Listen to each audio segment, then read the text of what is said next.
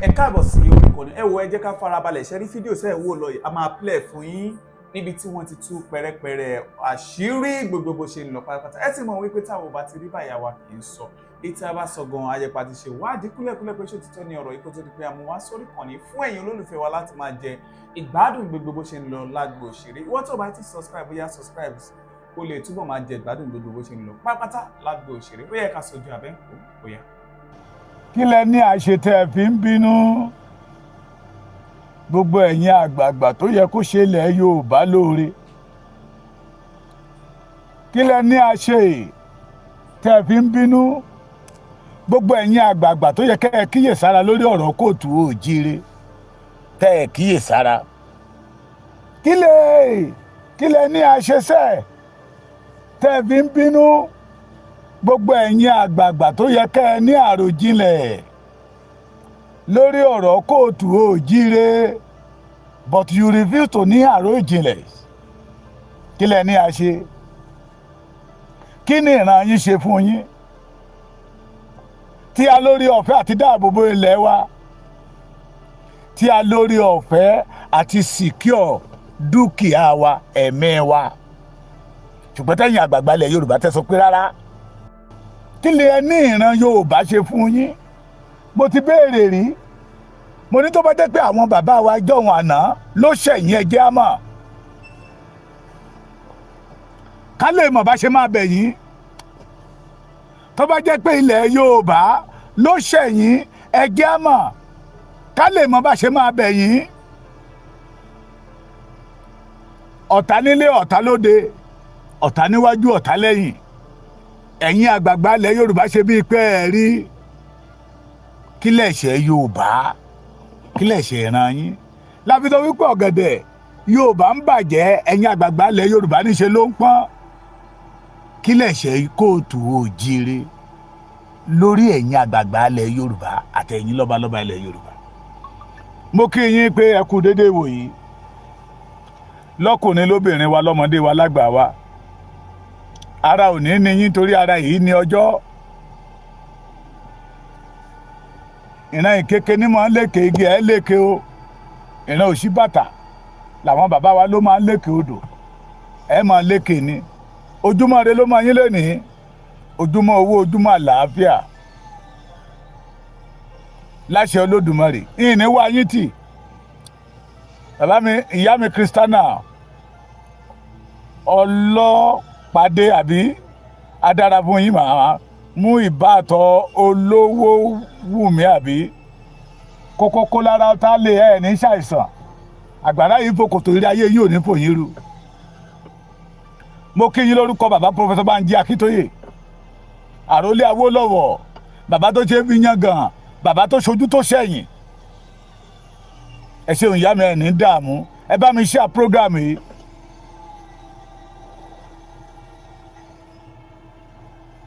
ẹ̀dẹ̀ fẹ́mi náà ní stíkà wọ́n ti ní a máa béèrè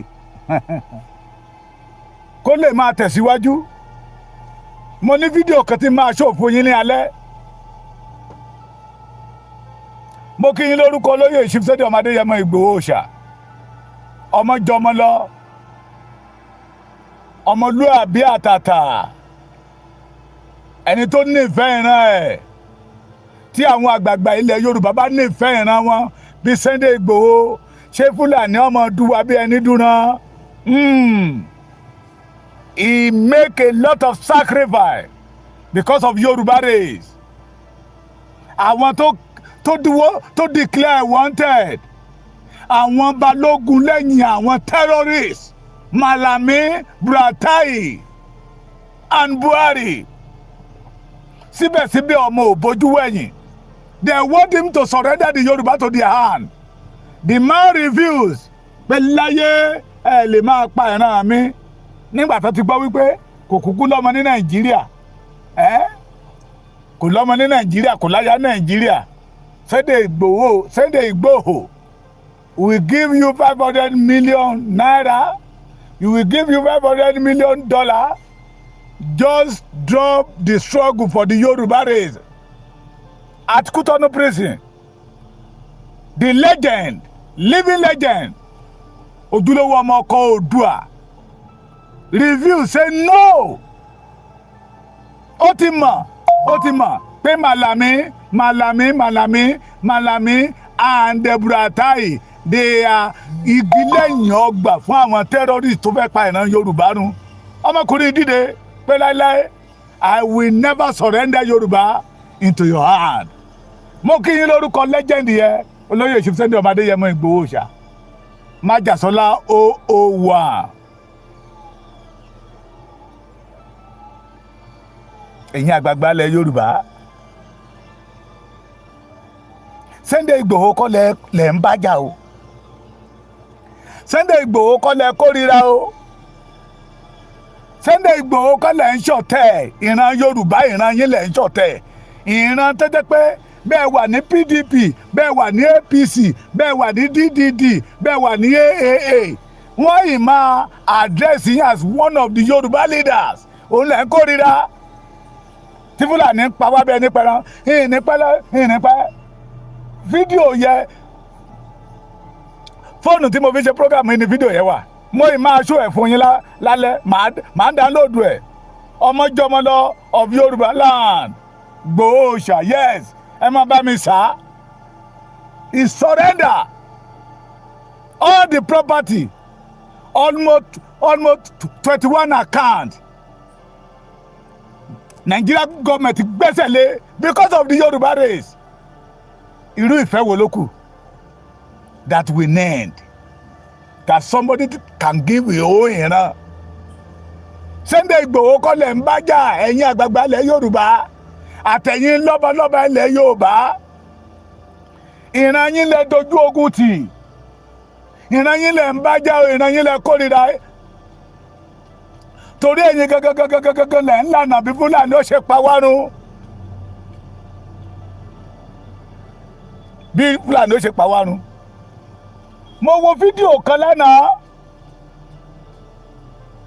wọ́n ní wọ́n mú àwọn báńdíìtì àwọn terrorists àwọn ọkọ̀ wọn lọ́rí wọn káńtà wọn ní Ondo State jòròjòrò tẹ́kọ̀ọ́ra wọn sínú ẹ̀ ṣé mọ̀ pé ní àná náà mo sọ kan èyí tó gba òmò wọlé tẹ́bà ìbọn AK-47 lọ́wọ́ ẹ̀ mo tún wo another video again látòrí program bọ́dà mi Araba TV àwọn bòròró yìí àwọn dáradára àwọn bandits àwọn terrorists yìí bó ṣe lọ ń wakùsà ní Ṣakí pẹ̀lú àwọn ọkọ̀ eléjò tó jẹ́ pé kinní náà ti lọ mú wọn ó dárúkọ state tó ti rí wọn gbámú yìí o ṣé Ìlọrin ni Ìlọrin wọ́n wakùsà wá lọ wọ́n kó padà lọ sí north síbẹ̀síbẹ̀ àwọn àgbààgbà ilẹ̀ Yorùbá sọ wípé wọn ò rí ìkankan tó ṣubú tẹ ìran Yorùbá wọ́n mú ọkọ̀ wọn ní Ondo wọ́n mú ọkọ̀ wọn ní Ondo tírélà wọn wọ́n mú tírélà wọn tó jẹ́ pé àwọn ló kúnnú ẹ̀ bámú mo ti sọ pé wọ́n fẹ́ fi Ondo àtèkìtì ibẹ̀ náà fẹ́ máa gbà wọlé sí ilẹ̀ Yorùbá bọ́tà àwọn àgbààgbà ilẹ̀ Yorùbá rí gẹ́gẹ́ bíi pé aláìní kan ṣe ó yẹ kó rí bẹ́ẹ̀ látọdún kẹta kí Buhari declare ẹni tó ọmọ tí kan ẹyọ ṣoṣo tá a ní tó lè gbèjà wa kó declare wanted kó wá ṣòro fún àwọn àgbààgbà ilẹ̀ Yorùbá to say enough is enough ó máa kàn yín àbẹ̀ Olódùmarè a ní káwọn tó máa bá wa gbàdúrà kẹ́ gbàdúrà àwọn tó máa bá wa rúbọ kẹ́ rúbọ àwọn tó máa bá wa kékéwú kékéwú kí àwọn bòròró yẹ wá dojú ìjà kọ ẹ̀yin àgbàlagbà ilẹ̀ Yorùbá kí wọ́n fi àwa mẹ̀kúnnù lọ́rùn lẹ̀. ìròyìn gbé lánàá pé DSS wọ́n bá AK-47 rẹpẹtẹ nílé Màlàmí ìròyìn ló gbé o mímọ̀ pé yìí náà máa ti rí àwọn tó declare Sunday Igboho wanted nìyẹn àwọn tó ní kí Sunday Igboho surrender Yorùbá fún wọn kẹ́bà lè lórí ọ̀fẹ́ àti parí wa kẹ́bà lè lórí ọ̀fẹ́ àti pa wá tán tọ́lọ́run lo Sunday Igboho denied ṣé ẹni tó ń béèrè 20 billion lọ́wọ́ wa náà máa kó $500 million $500 million lé lọ́wọ́ tí ò ní ta gbogbo ilẹ̀ Yorùbá pátápátá. ṣùgbọ́n Sunday Igboho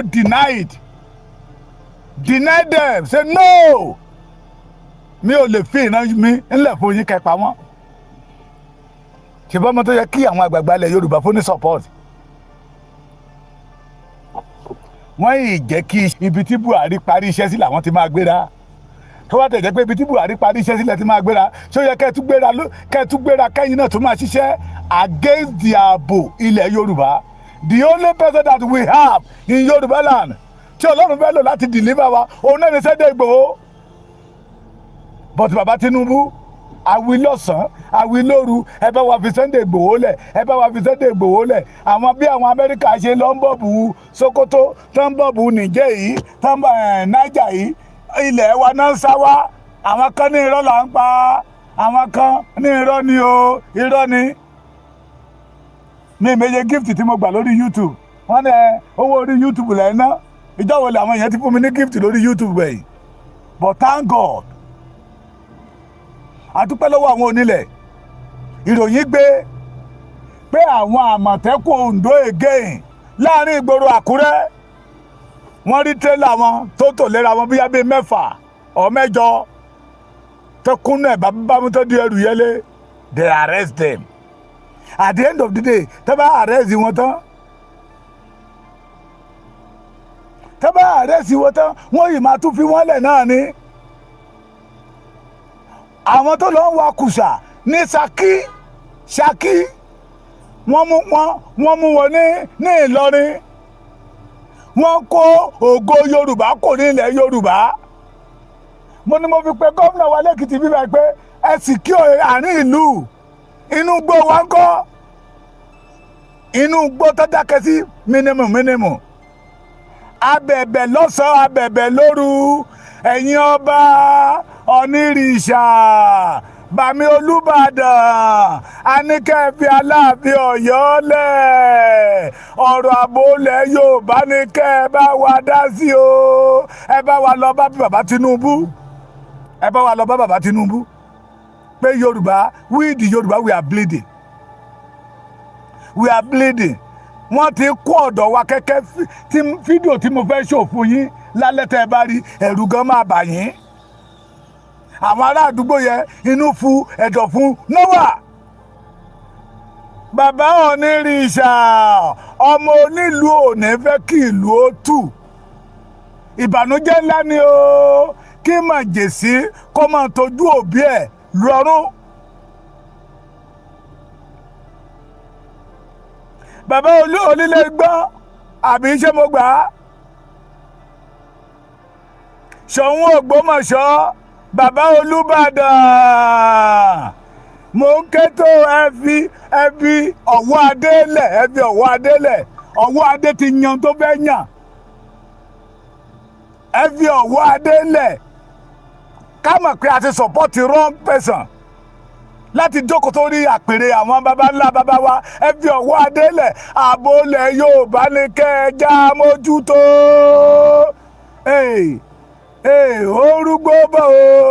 Orúgbó bọ̀. Mo sọ, mo láwọn ará bíbẹ̀ fẹ́ yàgbé ọ̀ràn sí ilẹ̀ Yorùbá. Ẹ má mà jẹ́ kán rí gbé ìyá. Ẹ tètè bá wa bá bàbá Bọ́lá Ahmed Tinubu. They should release Sunday Igboho because of the Yoruba race. Freedom for Sunday Igboho, freedom for Yoruba race.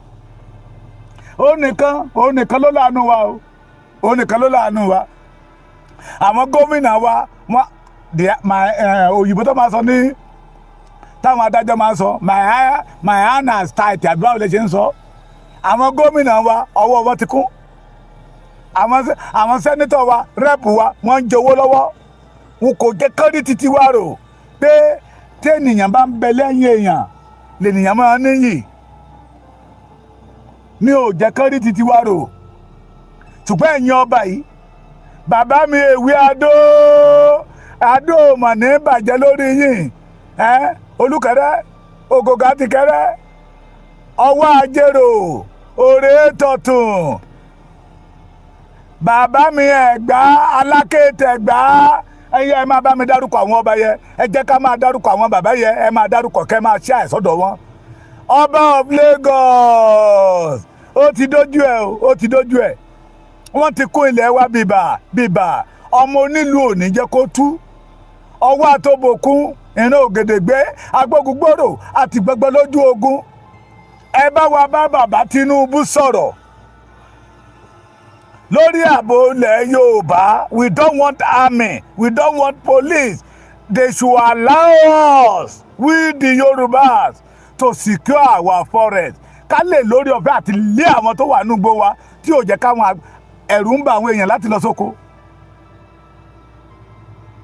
Àwọn ilé ìwé kan wà ní ìgbèríko, tẹ́ bá bọ́ọ̀sì àwọn tíṣà ń lọbẹ̀ ìbẹ̀rù náà fi ń sá padà.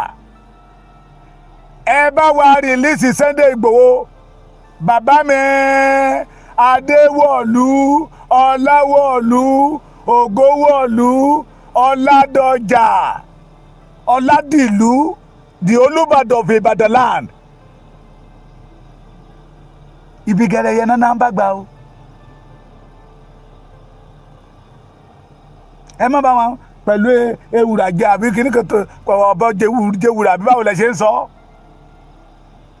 Ọ̀rọ̀ ààbò ilẹ̀ Yorùbá ní kẹ́mú lọ́kùnkúndùn. Kẹ́ ẹ ṣe bí àwọn bàbá yín ti ń ṣe. Ìbàdàn ó dúró níbi rúdurùdu, ẹ ṣe bí àwọn bàbá yín ti ń ṣe. Ìbàdàn ó ń gbà kí ikú ó máa pa Yorùbá lọ́tún, kí ikú ó máa pa Yorùbá lòsì kan má dìde, ẹ ṣe bí àwọn bàbá yín ti ń ṣe. Ẹ bá wa sọ fún bàbá Bọ́lá Ahmed Tinubu, Bọ́lá, this is time for you to leave that embargo. Release Sunday Igboho, káti ẹ̀jẹ̀rí ẹ̀. Kò yẹ kí Sunday Igboho kí ìran Yorùbá lójú ká má fi ríran. Kò yẹ ká lọ́wọ́ ká má lè fi jẹun. We need to secure our land. Ọmọkùnrin yìí wọ́n gbé $500 million wá bá nínú sẹ́ẹ̀lì ní Kútọ́nù pé kó sọ̀rẹ́ńdà ìran Yorùbá lé wọn lọ́wọ́. He refused, say no, I can't surrender my people to your hand. Malami ò la gbọ́ pé wọ́n ti bá ìbọn nínú ilé AK-47. AK-47 wọ́n bá nílé Malami. Àwọn tó jẹ́ agbódegbà fún àwọn terrorists náà lọ bá Sunday Igboho pé kó release, kó surrender to them so they can be able to finish the Yorubas.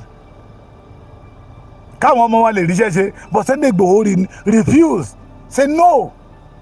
Ṣé ó yẹ kó jẹ́ pé embargo tí Buhari tó gbé láti 2021 kó ì máa ṣiṣẹ́ dé ní ọdún kẹrin láwa yìí, ọdún kẹrin là ń lò lọ, tó bá di July àpọ́dún mẹ́rin. Bàbá wa Tinubu dẹ̀ ti lọ ọdún mẹ́ta lórí oyè. Sunday Igboho kọ́lẹ̀ ń bá jà, ìran Yorùbá lẹ̀ ń dojú ìjà kọ.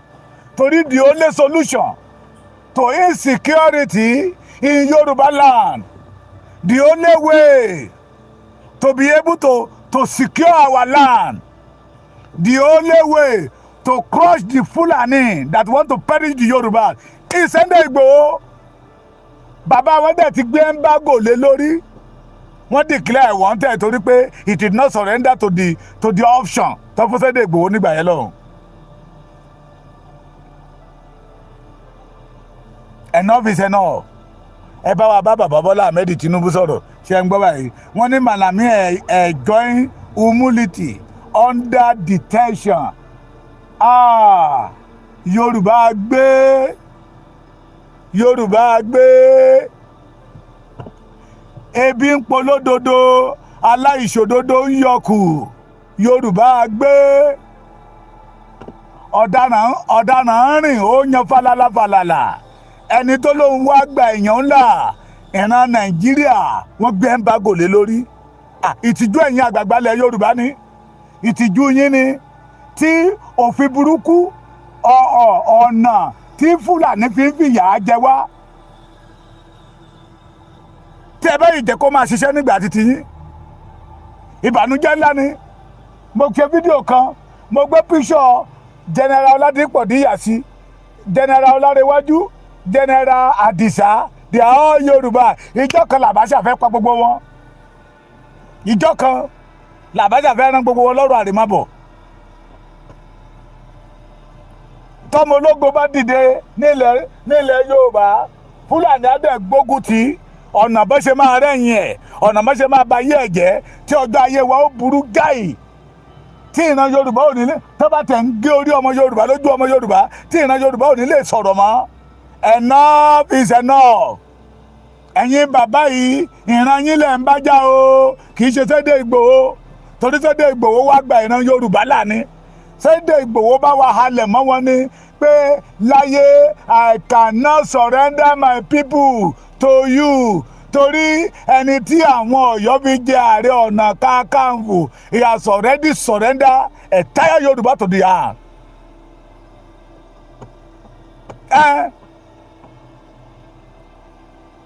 Ọba Ṣakí lọ fi jẹ Jagunmólú of Ṣakí. Buratai wọ́n fi Buratai jẹ Jagunmólú of Ṣakí. Àwọn tó terrorist tó fẹ́ terrorize ilẹ̀ Yorùbá, wọ́n kó ọrọ̀ ajé ẹjẹ́ bí àwọn orú ọba Ṣakí yẹn, ẹjẹ́ bí wọ́n léèrè pé ọrọ̀ ajé tó kó ní Ṣakí tí àwọn Fúlàní yẹn ń kó ní Ṣakí ṣé wọ́n ń pín fún yín ni? Ọ̀dọ́ ẹ ti sọ pé fún àwọn bọ̀gú, ṣé bọ̀gú lẹ pè wá àbáwọn lẹ ní ìyá yín ti wá. Ẹ má fọ̀tẹ̀ bàun tó dára jẹ́ o, ẹ má mà fọ̀tẹ̀ bàun tó dára jẹ́ o, gbogbo wa lọ́mọ òtúfẹ́, gbogbo wa lọ́mọ òtúfẹ́ o. Ẹ má fọ̀tẹ̀ o, ẹ má mà fọ̀tẹ̀ bàun tó dára jẹ́. Àwọn àdẹ̀lẹ̀ fẹ́rú ẹ̀ kù kẹgbẹ́ yín bàbá mi, àwọn tó bá ti ń ṣọ̀tẹ̀ bẹ́yẹ ẹ pa wọ́n tì sẹ́gbẹ̀ẹ́, ẹ pa wọ́n tì. Ọba tẹ́ ẹ bá ti rí wípé àríjẹmọ̀ dàrú ni akótilétà ni, ẹ pa wọ́n tì sẹ́gbẹ̀ẹ́. Ọba tẹ́ ẹ bá ti rí pé togutogu ló gbé wọlé, ẹ pa tì sẹ́gbẹ̀ẹ́. Ọba tẹ́ ẹ bá ti rí wípé igbá ata ló ṣì kò ṣígbá oyin, ẹ pa tì sẹ́gbẹ̀ẹ́. Torí Yorùbá we are bleeding. Tẹ́lá bíi mẹ́jọ náná mú l'Àkúrẹ́. Àwọn tó sáwọ Èkìtì, àwọn tó rí mú nìyẹn o. Àwọn kan ti wọlé o, kan tó rí àwọn yẹn mú.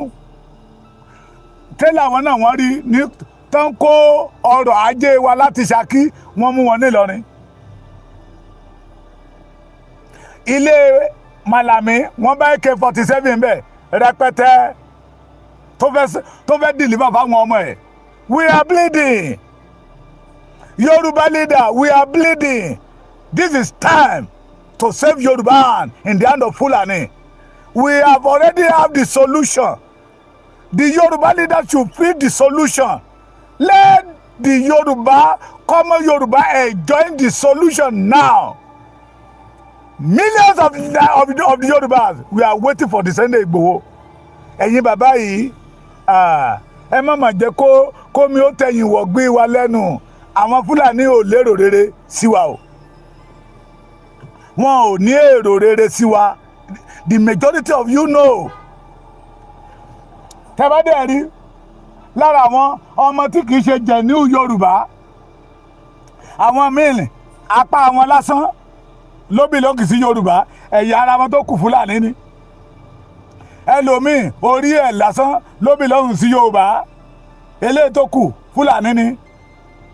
Òun lè fi rí tán torí ìtẹ̀kọ̀dù ọ̀nà tí ìran Yorùbá ó fi nísinmi àwọn ò ní rìn. So bàbá mi Olúbàdàn, Ọ̀nìrìṣà, Ṣọ̀ún Ògbómọ̀ṣọ́, ọba Ilé-Ìgbọ́n, ẹ dìde sọ̀rọ̀ Yorùbá, ẹ bá wa dìde sọ̀rọ̀ Sunday Igboho. Ẹ̀yin àgbààgbà ilẹ̀ Yorùbá tẹ́ ẹ nífẹ̀ẹ́ ìran yín, ẹ̀yin àgbààgbà ilẹ̀ Yorùbá tẹ́ ẹ hùwà bí ọmọ àlè, ẹ̀yin àgbààgbà ilẹ̀ Yorùbá tẹ́ ẹ ń ṣe akótilétà, ẹ̀yin àgbààgbà ilẹ̀ Yorùbá tẹ́ ẹ mọ̀ pé ẹ ń ṣe arúgún ọmọ, ẹ̀yin àgbààgbà ilẹ̀ Yorùbá tẹ́ ẹ fẹ́ ní orúkọ rere lẹ́dẹ̀ àwọn ọmọ yín, ẹ bá wa bá bàbá Tinubu sọ̀rọ̀. He should give us our solution to be able to conquer the Fulanis. Ṣé ẹ gbọ́ mi?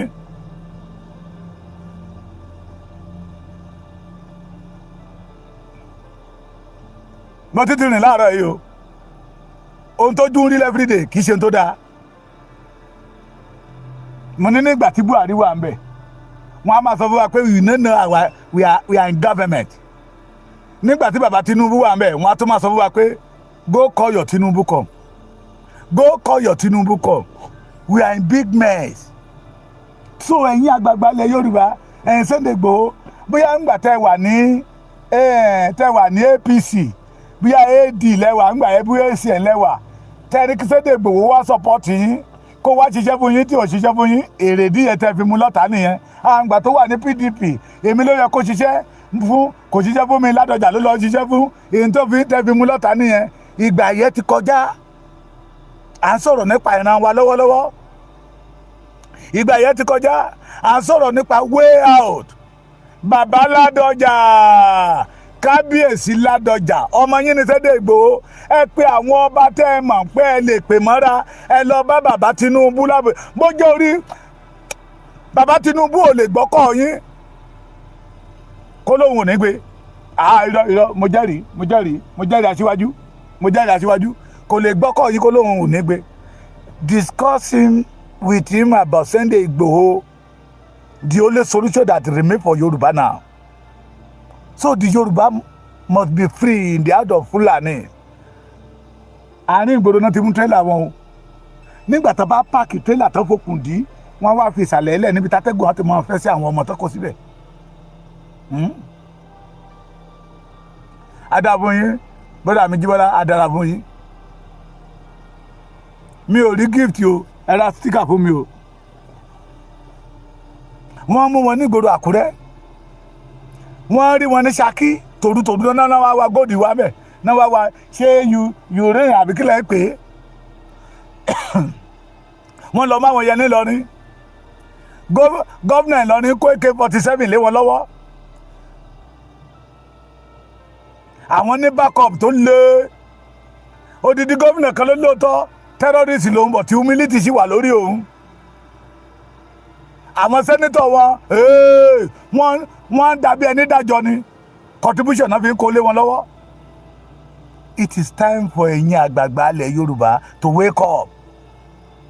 This is time for ẹ̀yin àgbààgbà ilẹ̀ Yorùbá to think twice. Bàbá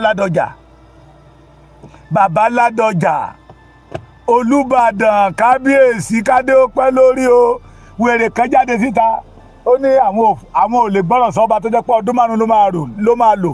Bàbá Ládọjà ẹni bá ro kúrò yín ilẹ̀ máa gbé mi.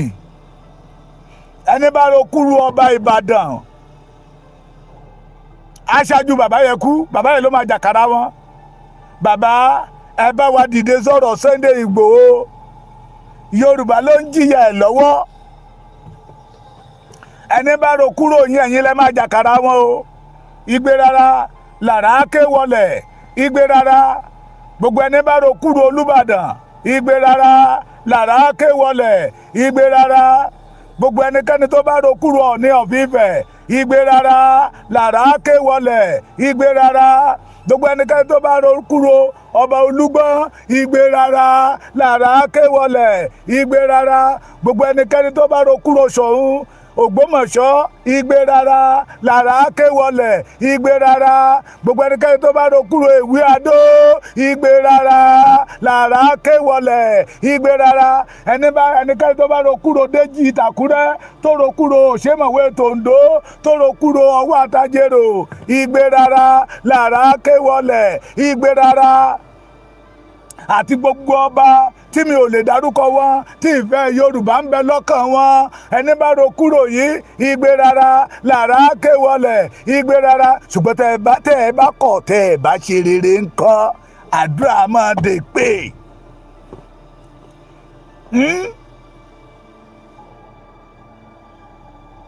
à ń ṣàdúrà fún yín pé ká dìde ẹ bá wa bá bàbá Tinubu sọ̀rọ̀. We need Sunday Igboho kájọ máa tọ́nu gbogbo ilẹ̀ Yorùbá kiri ká mọ̀ pé ọmọ ọkọ dé kan ní wọ́n rí Sunday Igboho ní gbogbo ilẹ̀ gómìnà lẹ́nìí ńgbà tó dídọ́la Sunday Igboho máa wà lẹ́kìtì from Èkìtì tó Oǹdó from Oǹdó ó tún padà ó di Ògùn from Ògùn tó Èkó tó Ọ̀yọ́ kó máa yí kiri bẹ́ẹ̀ kí ọ̀rọ̀ àwọn ọ̀tá wa di ara òrókùn ara òró ẹdìyẹ kí ọ̀tá má ríbi sá sí ní ilẹ̀ Yorùbá mọ́ kí jìnnìjìnnì kó mú àwọn ọ̀tá wa ní ilẹ̀ wa gbórí tẹ́yìn àgbààgbà ń kọ́ ni pé kìnìún yọ sẹ́nako jìnnìjìnnì bẹ́nako Sunday Igboho yọ sí àwọn ọlọ̀tẹ̀ wọ́n ń kán lugbó igbó kan náà máa kán lù lélẹ́yìí inú omi river Niger yẹn ni èyí tó máa wọnú river Niger èyí tó máa wọnú river Benue kẹ́sà ti wọ̀ kí ilẹ̀ kóòtù òjíire bá lè ní ìsinmi bàbá Olúbàdàn tilẹ̀ Ìbàdàn ọba Adéwọ̀lú Ọláwọ̀lú Ògówọ̀lú Ìyíwọ̀lú Ẹ̀yẹ́wọ̀lú Ládọjà ẹ bá wa ní mítí pẹ̀lú bàbá wa Onírìṣà olórí aládé gbogbo ilẹ̀ Yorùbá láti lè bá wa bá bàbá Tinubu sọ̀rọ̀ pé the only solution that remain for Yorùbá to conquer the Fulani ẹ̀yin àgbàlẹ̀ máa ń sọ pé ó dìgbà tẹ́nìyàn bá gbàyà ẹ̀ lọ́wọ́ ọ̀tá kí ọ̀tá tó sinmi àti ilé máa dún mọ̀húrú mọ́ ìyàn mọ́ and this is opportunity for us láti gbàyà wa lọ́wọ́ àwọn ọ̀tá láti gbàyà wa lọ́wọ́ Fúlàní kí ni opportunity náà ni pé kẹ́ ẹ bá wa release Sunday ọmọ Adéyẹmọ Ìgbòho Òòṣà ẹ bá wa release ẹ̀ sà ẹ bá wa sọ fún bàbá Tinubu we need the service of Sunday Igboho in Yoruba land. We need the service of Sunday Igboho in Yoruba land. Baba, we need the service of Sunday Adeniyi Adeyemo Igboho Òòṣà. We need the service. Ẹ dákun ẹ dábọ̀. Baba Olúbàdàn, I know that you love Yorubas. Onírìṣà, I know that you love the Yorubas. Kí àdúrà tí mo ṣe yẹ kó bá lè mọ yín bàbá lóòótọ́ mo kéde láti ṣàdúrà fún yín o ṣùgbọ́n irú àwọn aládàradà yìí tá a jẹ́ nǹkan yìí onílẹ̀ lè máa gbẹnu wa sọ̀rọ̀ sí yín lẹ́ẹ̀kọ̀ọ̀kan ẹ bá wa ṣiṣẹ́ ẹ̀ sà ẹ bá wa ṣiṣẹ́ ẹ̀. You need to work. You need to call Baba Tinubu. Release Sunday Igboho. Enough is enough. Torí bí ẹ ṣe dákẹ́ yẹ ẹ̀yin gángan lọ tá wà àtàwọn àgbààgbà tó dákẹ́ tí wọn ò lè bá bàbá Tinubu sọ̀rọ̀ pé ohun tẹ́nìyàn bá nílé èèyàn fi ń jà ọmọ tó jáde síta tó lóun fẹ́ jà yìí tó lóun ò nígbà kí Fúlàní ó pa wánu yìí tó gbówó túrútúrú fún tó kọ̀ yìí torí Yorùbá yìí ẹ jẹ́ àláwọ̀ ẹ̀ káwa ṣèbí nígbà tíjọba bọ́ lọ́wọ́ àwọn Fúlàní làṣírí ṣẹ̀wá tú pé bùràtà yìí bàbá ìsàlẹ̀ àwọn báńdíìtì ni bàbá ìsàlẹ̀ wọn ni kí ẹ̀yin náà máa ṣe lábẹ́ kí ìran Yorùbá bá lè ní í ṣe mi. ẹ pè yí ẹ ní àròjinlẹ̀ lórí ẹ rò dáadáa ẹ mọ̀ pé ọ̀rọ̀ mi lọ́rọ̀ ọmọdé o ebi ló ń pa ló fi ń sọ̀rọ̀ ebi ń pa mí lóòótọ́ ṣùgbọ́n kò gba làákàyè mi lọ. We need our freedom. We need to secure the Yoruba land. We need to defend our land. And we need to defend our people. Enough is enough for the Fulani to be killing the Yoruba like a chicken in our land. Ẹ káàsán. Bless you.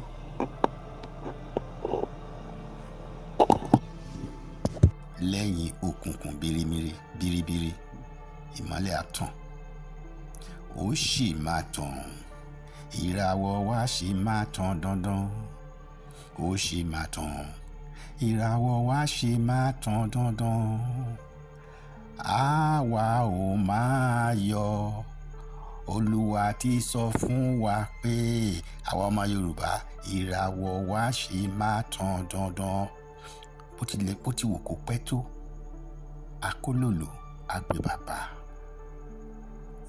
Kí ni mo sọ? Mo ní bó ti wù kó pẹ́ tó akólòlò àgbẹ̀ bàbá.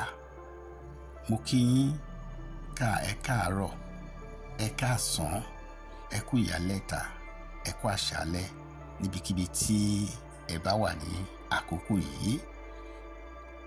Ojú á máa rọ́dún o àjíǹde ara túbọ̀ máa jẹ́ fún gbogbo ẹ̀yin mọ̀túmọ̀wà tẹ́ jẹ́ ojúlówó gidi ọmọ Yorùbá.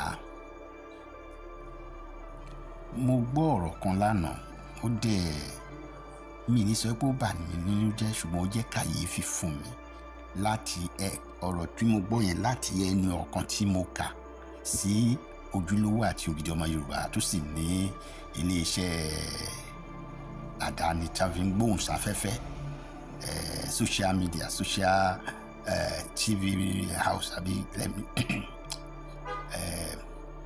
TV platform kind of excuse me. Mo listen sí program ọ̀gbẹ́ni yẹn, ó wá sọ ọ̀rọ̀ kan, mo ti ń gbádùn ọ̀rọ̀ ẹ̀ lọ dáadáa, ó wá fi sókè kéré wá fi bà ìdí jẹ́. Ó ní Yorùbá nation ó ti kú, òun dẹ̀ ti sọ nípa ẹ̀, ó ti pẹ́, òun ti sọ, ó ti tó sọ mọ́ ní táwọn èèyàn bá ń lísìn tí a bá rántí gbogbo ọ̀rọ̀ òun, ó máa ń wá sí ìmúṣẹ pé ọ̀rọ̀ Yorùbá nation gbà yẹn òun sọ pé ó ti kú. Ọ̀rọ̀ yìí mo wá fẹ́ dá, mo fẹ́ fún lésì. Initially mo kọ́kọ́ wò pé kí n pè é lórí either WhatsApp or kí n send note message sí, ṣùgbọ́n mo wá rí i pé kò necessary nítorí pé ẹni tó sọ orú ọ̀rọ̀ yẹn á ti rò dáadáa kó tó gbé jáde. Ẹyin dẹ̀ ní ohùn, tí òun bá ti jáde ó dàbí ẹyin ni, ẹyin tútù tó bá ti jábọ́ tó fọ́ kò ṣeé kó padà mọ́. You understand? Eléyìí tí mo fẹ́ ṣe, mo fẹ́ fi dá lóhùn, mo dẹ̀ fẹ́ kí gbogbo ẹ̀yin tí ẹ ní ìgbẹ́kẹ̀lé tẹ̀dẹ̀ ní ìgbàgbọ́ lórí struggle Yorùbá nation, kẹ́ ẹ fọwọ́ wọnú, kẹ́ ẹ fara balẹ̀, ẹ má bànújẹ́, ẹ má sọ̀rọ̀ ìtínú.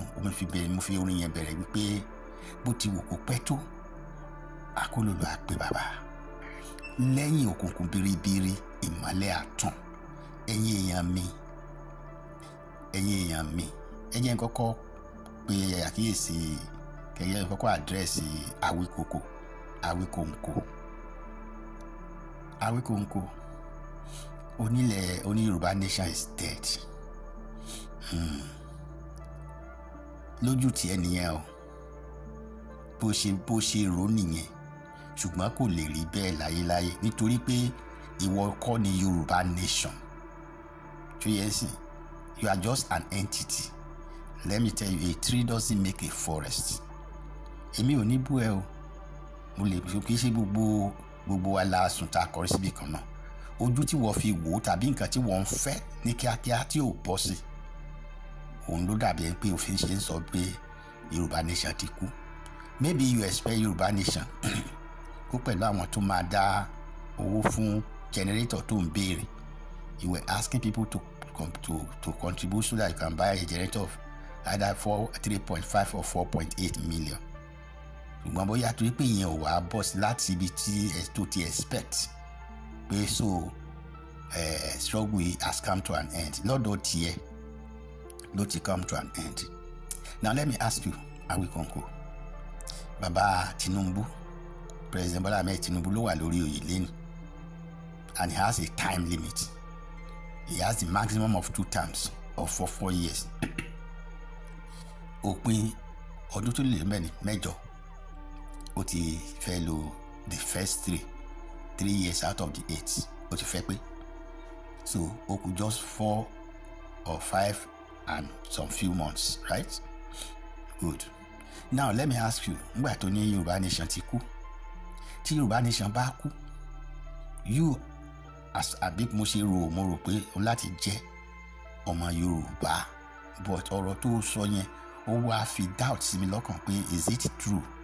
Can a truly bona fide Yorùbá son kó sọ̀rọ̀ ọ̀rọ̀ yẹn jáde lẹ́nu wípé Yorùbá nation is dead, ó ti kú?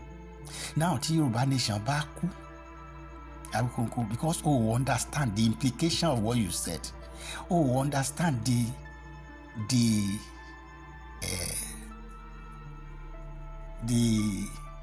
gargantuan problem, àwọn nǹkan tó máa kojú wa nígbà tí Tinubu bá fibẹ̀ sílẹ̀. Now let me analyze it this way. Tí ní election bá dé after tí ká sọ pé Tinubu in 2027, why? You understand? Remember, Tinubu is going to contest against 2 group of people, the Igbos and the Fulanis. Maybe the Igbos will be represented by Obi in 2027, and the Fulanis will be represented by either Atiku or any other person from the north.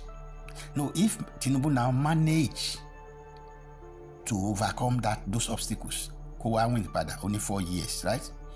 After 4 years, the last 4 years of his government, and Yoruba sì wà nígbà tó ní Yoruba ti kú, Yoruba nation ti kú.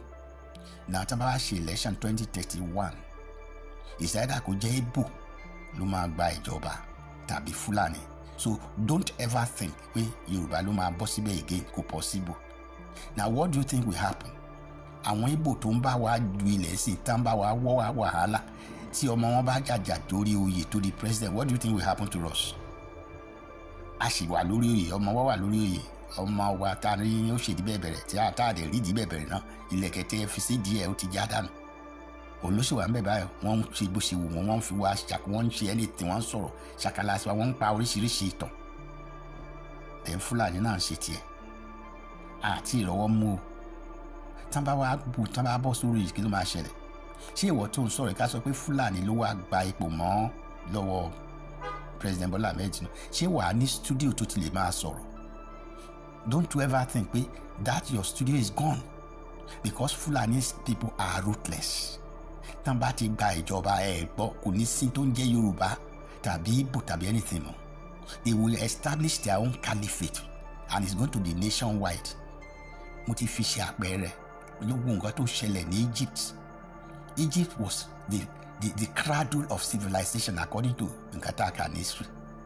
History has a very formidable force. Maybe they are one of the most powerful. They have one of the most powerful military power in the world. But gradually, we know the Egypt wà lẹ́nu. Àwọn Arabu ti gbà bẹ́ẹ̀. I kept on wondering báwo náà ṣe ṣe. Now they speak Arabu. Mi rò pé wọ́n sọ èdè Egypt, wọ́n tábà lè sọ àdàbí ti Fúlàní ni. Wọ́n máa sọ èdè wọn ṣùgbọ́n èdè wọn kò ní mínì. Culturally wọ́n ti gbà bẹ́ẹ̀. Traditionally wọ́n ti gbà bẹ́ẹ̀. Ethnically, and religious wise wọ́n ti gbà gbogbo ẹ̀. You know? Ṣé nǹkan tó fẹ́ kó ṣẹlẹ̀ ńlẹ̀ Yorùbá nìyẹn? Ṣé wọ́n fúnra rẹ̀ ṣé wàá ní opportunity àti máa bá àwọn gbogbo nǹkan tó ń ṣe lórí YouTube yẹn? You think it will happen? You think you have that effrontery again when Fúlàní gan ló wá burú jù? Tán bá gba abẹ máa wà lọ, tán bá gba ìlú àti ìlú àtilẹ̀ gbogbo ẹ̀ ló lọ. So nǹkan tí yóò yí ẹ nìyẹn. So you are happy wípé Yorùbá nation ti kú, ìdùnnú tiẹ̀ nìyẹn. Kí ló fẹ́ gbà lẹ́yìn ẹ̀? O fẹ́ make owó tó ò ní lè ná, owó tó yẹ pé before you can even buy a plot of land wàá lọ gba àṣẹ lọ́wọ́ àwọn Fúlàní tó ń rúlù ní agbègbè ẹ̀. Your local government chairman will be Fulani, all the councillors will be Fulani, your state governor will be Fulani, your Ọba will be Emir. Ìgbà yẹn nínú ẹ̀ máa dùn pé yes, wàá ṣe máa wò pé tó bá jẹ́ pé mo mọ̀ ni. Ẹ máa ń pé ẹnu ènìyàn lèèyàn fi ń sọ nǹkan rere fúnra rẹ̀. Owó ṣùṣùṣù àwí kòǹkò mà dùn mí o. Wàá lè sọ jáde ni tó bá ti ṣe pé ò gbé jáde ni ìbá mà dá tó jẹ́ pé o sọ sínú ara ẹ ni. But I will tell you what you said is just a wishful thinking. Àlá tí ò lè ṣẹ ni pé Yorùbá nation kú, gbàgbé ẹ̀. Tó yẹ sì gbàgbé ẹ̀ pátápátá. Yorùbá nation ò ní kú, a tẹ̀ máa gbà bó ti wù kó pẹ́ tó. Ìjọ tí èèyàn bá lóyún kọ́ ló ń bímọ. Tó mọ̀ yẹn bá mistakenly omi pé o ní abortion yẹn tàbí kó ní kí n àti pé miscarriage. Ìjọ nìyí kò ní miscarriage, kò ní wà aborted. It will get to its destination whether some people like it or not. Èmi ní ìgbàgbọ́ ẹ̀yin ọmọ Yorùbá, ẹ má bẹ̀rù, ẹ má fòyà, ẹ fọkàn balẹ̀. Fún yín ẹ fọkàn yín balẹ̀. Ẹ má jẹ́ kẹ́nikẹ́ni dá omi ìrẹ̀wẹ̀sì sí yín lọ́kàn. Yorùbá nation yìí ní ọlá Ọlọ́run ẹlẹ́dàá ọba ẹlẹ́dàá àṣẹ̀dá tó fún wa, tó fi orílẹ̀-èdè tiwa fún wa. Orílẹ̀-èdè tí ń ṣùṣàn fún fọ́wàrà àti fún oyin tá à ń pè ní orílẹ̀-èdè Yorùbá. Ẹ jẹ́ kí n sáré àsìbì kan kí n tó máa tẹ̀síwájú nípa Ọ̀yọ́ empire kìnìkan ẹjọ́ má bínú pé mo tún gbé yẹn wá, mo kàn fẹ́ mention kankan láti rán wa létí láti fi kún ọ̀rọ̀ tó wà lẹ́nu. ṣé ẹ rí gbogbo ìgbà tí wọ́n àwọn ará Ọ̀yọ́ ń pe àwọn ní Ọ̀yọ́ empire, ǹjẹ́ ẹ gbọ́ pé wọ́n pè ní Yorùbá empire? Did you hear of anything called Yoruba empire? You only heard of Yoruba Ọ̀yọ́ empire, British empire, Roman empire. Kò sí tó ń jẹ́ Yoruba empire. So empire Ọ̀yọ́ ló límìtì sí, kò kan àwa Yorùbá. Lóye kí Ọ̀yọ́ kan yẹ sọ pé àwọn torí pé àwọn ti ní empire yẹn, àwọn ní control over gbogbo ilẹ̀ Yorùbá. Ó tì o, wrong mistake ni. Not only a mistake but wrong mistake. Obsession wọn yẹn foul wà di bad futility ni. Thank God ó dà pé President Bọ́lá Ahmed Tinubu ti fohùn ránṣẹ́ ìyẹn bẹ́ẹ̀. So ẹ̀yin èèyàn mi ẹ jẹ́ ká farabalẹ̀. ṣé rí, we have no other choice o. Kò sí pé option B nínú ọ̀rọ̀ tó wà lẹ́yìn. The only and one option ta ni pé ká gbìyànjú ká gba Yorùbá jáde kúrò nínú Nàìjíríà yìí. This is the 66th year, ọdún ìlú máa pé 66 year. Ṣé 66 ni 1960 to 2026 tá ti fún wa ní òmìnira. Kí la rí jẹ, kí la rí gbà, kí ilẹ̀ síwájú wo ló wà nínú ilẹ̀ Yorùbá. Ẹ wo àwọn ọmọ wa tán ráre kiri. Ẹ wo àwọn bàbá wa wọn ò ríṣẹ́. Àwọn ọmọ ò lè lọ sí school. A lè lọ sí hospital kárí oògùn lò. Dípò ká tún hospital ṣe ká kọ́ best hospitals. Àwọn leaders wa wọ́n bá fẹ́ wúkọ́ báyìí wọ́n lọ lóyìnbó nìyẹn. Níbo làpá bí wà báyìí? Mo gbọ́ pé kò sí Nàìjíríà, ó ti lọ fún treatment wà ní London. Ẹ jọ ń bo ní bàbá wa Tinubu wà? Nobody knows. Ṣé bá ṣe fẹ́ máa continue yẹn? Is that how we are going to develop our land? Is that how Nigeria is going to grow? Is that how Nigeria is going to be one of the world powers? Kò possible. So ẹ̀yin èèyàn mi, bàbá Akíntóyè ò sùn. Tí ò bá sí ọ̀nà níbẹ̀, bàbá yẹn at age 90, ọdún ìbáyìí bàbá máa pé 91 next month. Bàbá is an professor, emeritus professor. Bàbá ò lè máa tan rẹ̀ jẹ. Kí ló fẹ́ gbà? Bó fẹ́ tàn wá jẹ. Ó mọ̀ pé Yorùbá nation ti kú, a sì jókòó síbẹ̀. No, bàbá mọ nǹkan tó ń ṣe. Àwọn tán wà ní YSDM wọn ń ṣòpònú, wọn kì í ṣakí dání. Wọ́n mọ nǹkan tó ń ṣe bí n pé wọn sọ̀rọ̀ síta. Kò sọ pé wọn ìyẹn ò mí pé wọn mọ tán ṣe. Ṣé Ìgbòho èèyàn Ìgbòho òòṣà kò mọ nǹkan tó ń ṣe tó filé àtọ̀nà sílẹ̀? Kò rí nǹkan tó wà níwájú. Ọjọ́ iwájú Yorùbá náà jà fún. Ọjọ́ kìí ṣe ọmọ Ìgbòho wà lóyè bó wọ́n ń gbádùn. They have everything at their beck and call. Ọmọ wa ẹ wo wọ́n ṣe ń rìn káàkiri. Ẹ wo ṣé ẹ rò pé cultism wà ní Germany? Dípò ọmọ Ìgbòho wà ní wọn lọ́jọ́ ẹ̀ cultist. Abẹ́rẹ́ pọ́n ọmọ Germany wọ́n ṣe olóṣù káàkiri. Ìgbòho is free. Ilé ayé ẹ ti dáa. Ilé ayé àwọn ọmọ ẹ ti dáa. Kí ilé ayé tiwa náà kó lè dáa lẹ́yìn ọ̀la ni bàbá Akíntóyè ń jà fún.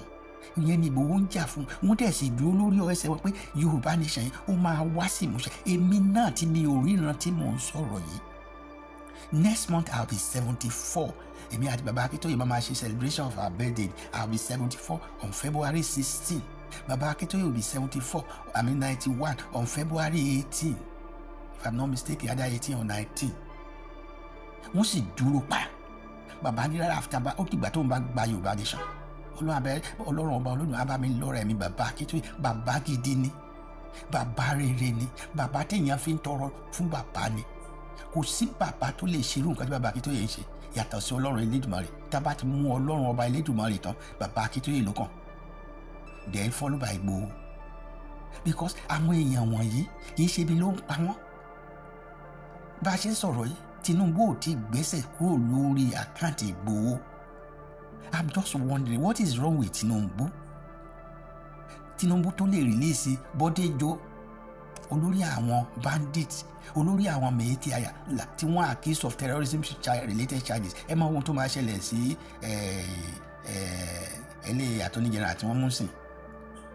Kí ló lòun jẹ́ iná? Malami ẹni máa wọ nǹkan tó máa ṣẹlẹ̀ sí pẹ̀lú gbogbo humongous atrocities tán káàkiri lẹ́sẹ̀. It is even alleged pé only foreign accounts tó ń run to about $60-something billion ìgbà kan láàrin kà lórí social media. At the end of the day kílẹ̀ rẹ̀ kó má gbẹ̀yìn ẹ̀ wọ́n máa release ẹ̀ náà ni. Ìgbòho òṣẹ́ o up till now wọn gbé wọn tẹ̀lé yẹn kúrò. Bàbá Tinubu ti ń lo ọdún mẹ́ta ṣùgbọ́n kò find it easy láti sọ pé Ìgbòho gbàgbé ọ̀bọ̀ òun gbé òun gẹ́gẹ́ bí ipò òun as president of the country ṣùgbọ́n Tinubu kọ́ ló rule the country.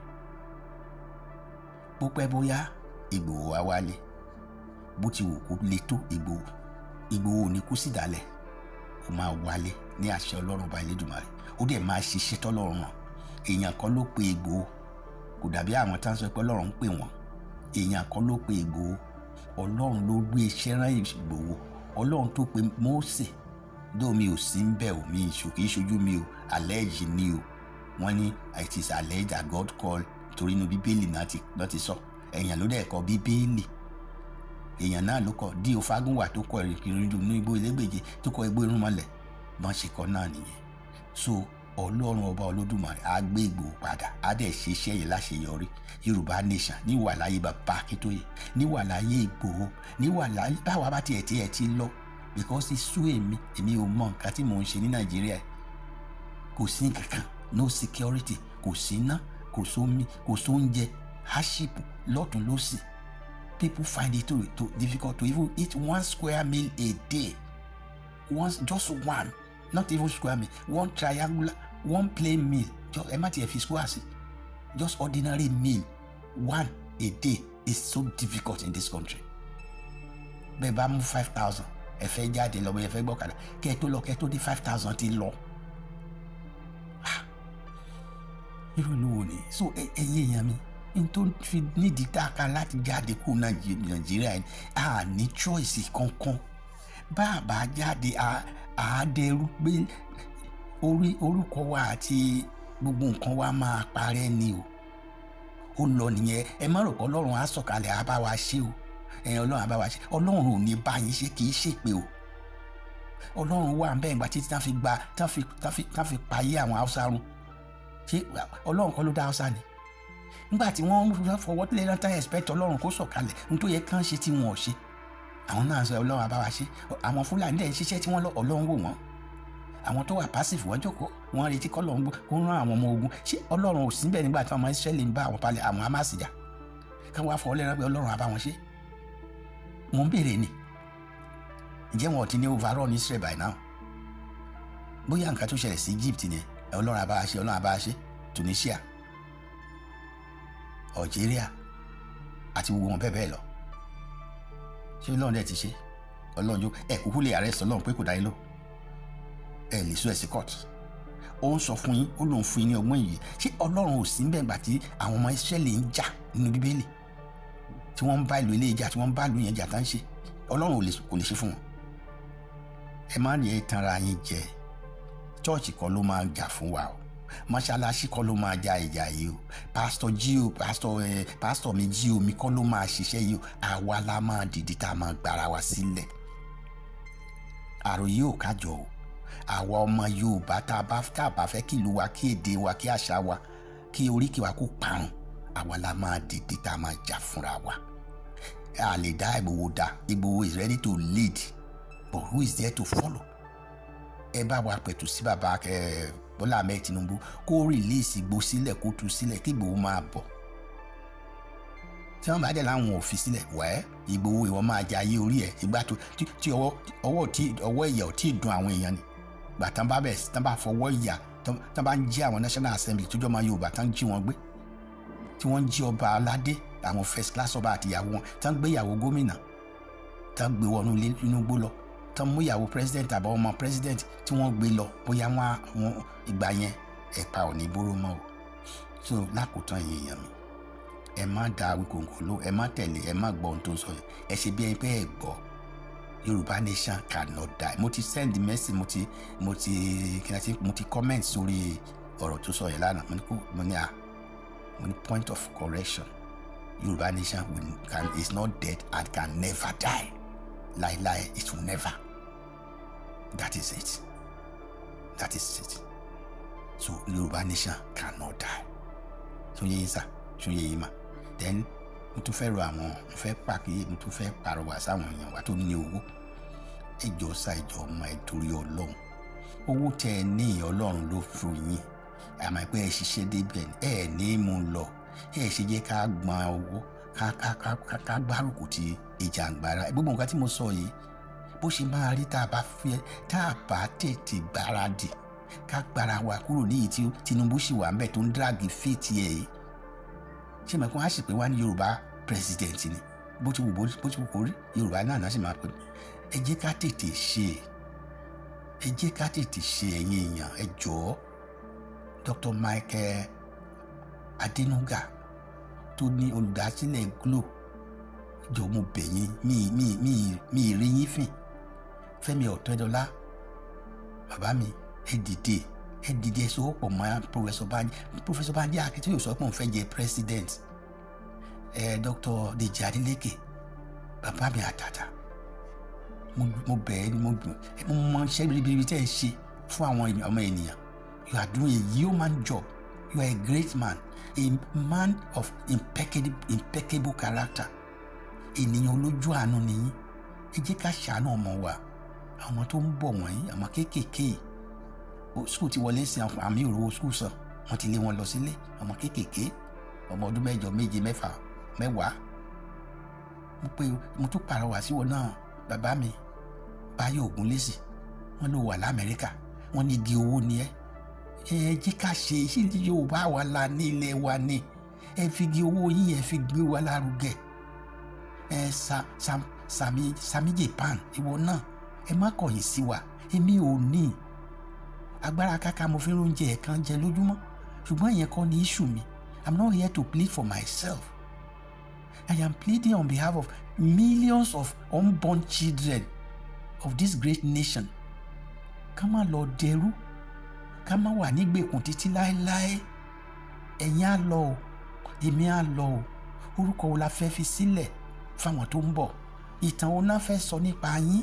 Gbogbo ẹ̀yin tí mo dárúkọ yìí àti tí mi ò dárúkọ tí mi ìrántí bàbá Adébóyè mo fi wọn náà sí Oyèdèpọ̀ àti gbogbo yín bẹ́ẹ̀ lọ.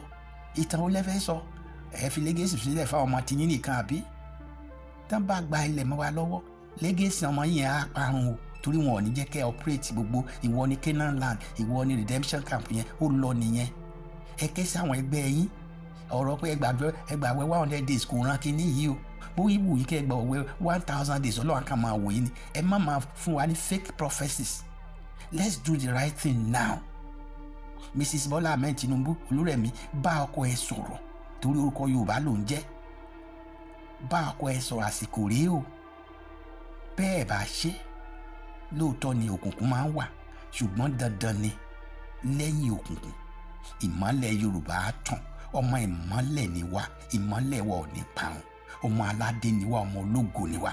Àwa ní ògo àti ìmọ́lẹ̀ adúláwọ̀ jákèjádò gbogbo àgbáyé. President Bola Ahmed Tinubu tí o bá jẹ́ kínní bọ́mọ ẹ lọ́wọ́ tó o bá jẹ́ kó bọ́mọ ẹ lọ́wọ́ posterity will never forgive you or your descendant for life. So be proactive now. Stand up to be counted. Gorbachev did it for USSR. Heaven did not fall. You can do it. It is doable. It is achievable. You can do it. Don't be afraid. Don't be discouraged. Be courageous.